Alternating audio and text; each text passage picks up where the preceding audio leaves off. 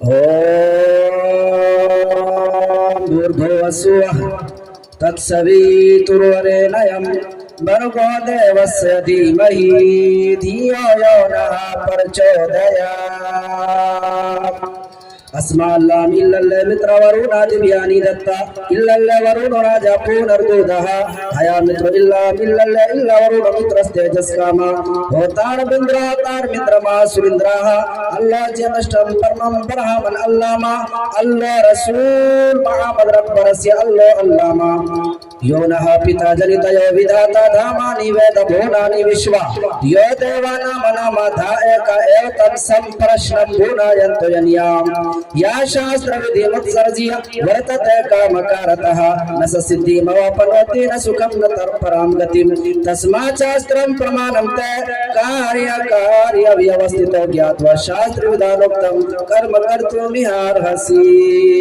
अंधन्त महापरौषध्य संभूति उपासते ततो भूयवतो तमो यो असंभूत्यामृता एतस्मिन्नन्तरे मने च आचार्य समन्वितः महामद इति ख्यात शिष्य साक समन्वितः यो मां जवनादिं च वेत्ति लोकमहेश्वरम् असम्मूढ।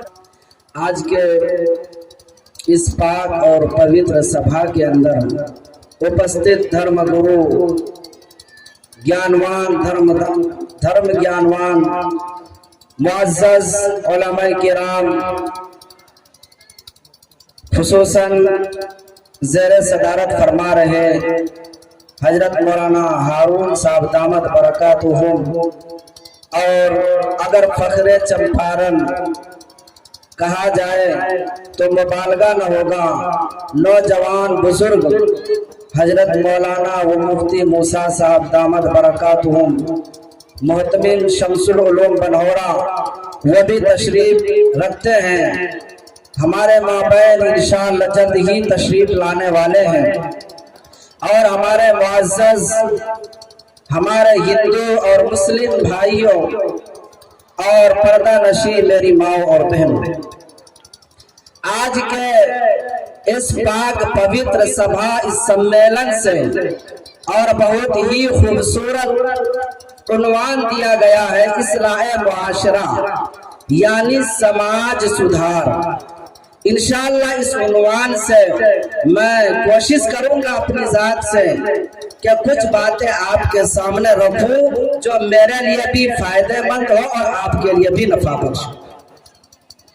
मेरे मोहतरम बुजुर्गों दोस्तों, पूरी दुनिया के अंदर अगर मोहब्बतों के नाम से किसी मुल्क को याद किया जाता है तो वो कोई और मुल्क नहीं, वो मेरा मुल्क हिंदुस्तान है।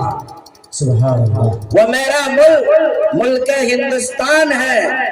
अगर यहाँ की गंगा जमनी तहजीब और जमहूरी निजाम का अगर किसी मुल्क के अंदर मिसाल पेश किया जाता है तो मेरे मोहतरम बुजुर्गों, मेरे हिंदू भाइयों, वो कोई और मुल्क नहीं, मेरा मुल्क हिंदुस्तान है।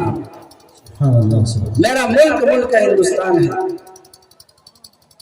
मेरे दोस्तों, ये मोहब्बत, लेकिन बड़े ही अफसोस के साथ ये बात कहना पड़ रहा है कि आज इसी मोहब्बत के दरमियान नफरतें आनी शुरू हो चुकी हैं। आज इसी मोहब्बतों के दरमियान दरारें आनी शुरू हो चुकी है। इसलिए मेरे दोस्तों, इस मुल्क की सालमियत के लिए, इस मुल्क की बका के लिए, इस मुल्क की हिफाजत के लिए जरूरी है कि फिर उसी मोहब्बत को दोबारा लाया जाए। भाई, लाने की जरूरत है कि नहीं? अगर इस मुल्क के अंदर हम सालमियत चाहते हैं, इस मुल्क की बका चाहते हैं, तो वो हिंदू और मुस्लिम भाइयों के दरमियान जो प्यार और मोहब्बत था उसको लाने की जरूरत है कि नहीं? मैं आगे से पीछे हाथ उठाकर बताएं, जरूरत है कि नहीं? हाँ, अल्हम्दुलिल्लाह ऐसा महसूस हो रहा है कि आप लोग जलसा गाह के अंदर बैठे हैं, माशाअल्लाह। तो मेरे मोहतरम बुजुर्गों दोस्तों, इस मोहब्बत को सबसे पहले हमें समझना पड़ेगा। जिस तरीके से हमने देखा चंद साल कबल इस मुल्क के अंदर अंग्रेज आए और उन्होंने यहाँ पर अपनी मक्कारी वाहियारी से इस मुल्क पर कब्जा किया। जब कब्जा किया तो हमने एक नारा दिया था, वो नारा किया था, वो नारा मोहब्बत का नारा था, हिंदू मुस्लिम सिख ईसाई आपस में हम भाई भाई। ये नारा देकर एक प्लेट में हमने खाना खाया था और खाना खाने के बाद फिर हमने इन अंग्रेजों को इस हिंदुस्तान से हम तमाम बिरादरान वतन ने मिलकर इन अंग्रेजों को यहाँ से भगाया था। भगाया था कि नहीं भगाया था? भगाया था ना भाई? हाँ माशाअल्लाह। तो मेरे दोस्तों, वही मोहब्बत हमें फिर दोबारा लाने की जरूरत है। अब हम अपने जो उस ईश्वर की तरफ से अंतिम ग्रंथ कुरान करीम, जो मानवता के लिए आने वाली कुरान करीम है, हम उनसे पूछते हैं कि हमें, ऐ कुरान, हमें ये बता कि हमारे हिंदू और मुस्लिम भाइयों के दरमियान क्या रिश्ता है। जब तक हम रिश्ते को नहीं समझेंगे तो मोहब्बत नहीं आ सकती है। हमने कुरान से पूछा कि ऐ कुरान, हमें बता कि हमारे हिंदू भाई का हमसे क्या रिश्ता है, हमारे सिख भाई का हमसे क्या रिश्ता है, हमारे जैन, बुद्धिस्ट और इस मुल्क के अंदर जितने भी धर्म के लोग रहने वाले हैं, ऐ कुरान बता हमारा उनसे क्या रिश्ता है। जब हमने कुरान से पूछा तो कुरान ने हमें या अय्युहन्नास, उस ईश्वर ने कहा, उस परमात्मा ने कहा, उस प्रभु ने कहा कि ऐ लोगों, इस धरती पर रहने वाले जितने भी मजहब के लोग हो, सुनो, वो परमात्मा कह रहा है कि हमने तुमको एक ही जान से पैदा किया है। इन्ना खलकनाकुम मिन ज़करिन व उन्सा, हमने तुमको एक ही जान से पैदा किया है, एक ही संतान से पैदा किया है। और वो संतान कौन है? पीपल फर्स्ट, द मैन, आदम अलैहिस्सलाम। यानी सबसे पहला जो इस धरती पर जो मनु, जो हमारे हिंदू भाइयों की किताबों के अंदर जो मनु का जिक्र आया है, वो सबसे पहला इंसान हजरत आदम अलैहिस्सलाम है। और आदम अलैहिस्सलाम के हम सब सारे संतान हैं, सब के सब आदम अलैहिस्सलाम के संतान हैं।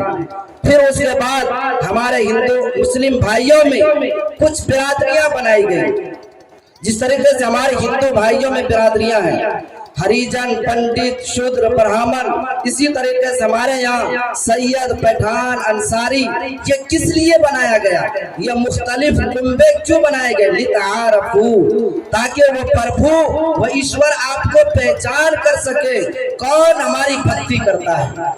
और उस ईश्वर के नजदीक वही प्रिय है, वही अच्छा इंसान है, वही सबसे बेहतर मनुष्य है जो उस प्रभु की भक्ति करता है। उस ईश्वर ने कहा इन्ना अक्रमकुम इंदल्लाहि अत्काकुम, कि उस ईश्वर के नजदीक सबसे प्रिय इंसान, सबसे बेहतर इंसान वो है जो उस प्रभु की भक्ति करता है, उस प्रभु की उपासना करता है, उसकी पूजा करता है, वो सबसे बेहतर उसके नजदीक है। तो मेरे मोहतरम बुजुर्गों, दोस्तों, हमने कुरान से पूछा, हमें एक रिश्ता मिला हमारे हिंदू और भाइयों के दरमियान कि हम सब के सब एक ही संतान के औलाद हैं। जिस तरीके से हमारे मजहब के अंदर, मुस्लिम समाज के अंदर 4 किताबें सबसे अहम हैं। नंबर 1 तौरात, इंजील, ज़बूर और कुरान मजीद। इसी तरीके से हमारे हिंदू भाइयों के यहाँ जो सबसे अहम किताबें मानी जाती है, जो सबसे मोहतम बिशान, सबसे अजीम किताबें मानी जाती है, वो भी 4 है। सामवेद, अथर्ववेद, यजुर्वेद, ऋग्वेद। उसी ऋग्वेद के अंदर एक मंत्र है, वो मंत्र मैं आपके सामने रखना चाहता हूँ। जब हमने कुरान करीम के अंदर देखा, हमारा रिश्ता बताया कि हम सब एक ही औलाद के संतान हैं, तो हमने ऋग्वेद से पूछा, ऐ ऋग्वेद, हमें ये बता कि हमारा हिंदू भाई और मुस्लिम भाई में क्या रिश्ता है, हमारे सिख भाई का हमसे क्या रिश्ता है। तो ऋग्वेद ने कहा जन मनु जातम, जन मनु जातम, कि सब के सब एक ही संतान के औलाद है। सब के सब एक ही संतान के औलाद है। और माँ भविष्य पुराण और दिगर जगहों के अंदर भी ये मंत्र है, यो माम जमनातिम चावे तिलोक महेश्वरम असमूढ़ा स्मृति अशु सर्व पाप है परमुचियत है। इसके अंदर भी फरमाया गया कि हम सब एक ही माँ बाप के संतान हैं। तो मेरे मोहतरम बुजुर्गों दोस्तों, अब मुझे ये बताइए, हमने कुरान से पूछा, हमारा ये रिश्ता मिला कि हम लोग आपस में एक ही औलाद के संतान हैं। हमने ऋग्वेद से हमारे हिंदू भाई के ग्रंथों में देखा, वहां भी हमें यही मिला। तो जाहिर सी बात है, आप लोग जरा हमको बताइए कि जब माँ बाप एक हो, माँ बाप एक हो और औलाद अनेक हो, तो उसका रिश्ता क्या होगा? उसका रिश्ता क्या होगा? अगर माँ बाप एक हो, उसके चंद लड़के हो, उसका रिश्ता क्या होगा? उन लड़कों का आपस में एक हो, भाई भाई का होगा। अगर माँ बाप एक हो, उसके 100 औलाद हो जाए तो उसका क्या रिश्ता कहलाएगा? भाई भाई कहलाएगा। 1000 हो जाए तब भी भाई भाई, लाख हो जाए तब भी भाई भाई, करोड़ हो जाए तब भी आपस में रिश्ता क्या कहलाएगा? भाई भाई।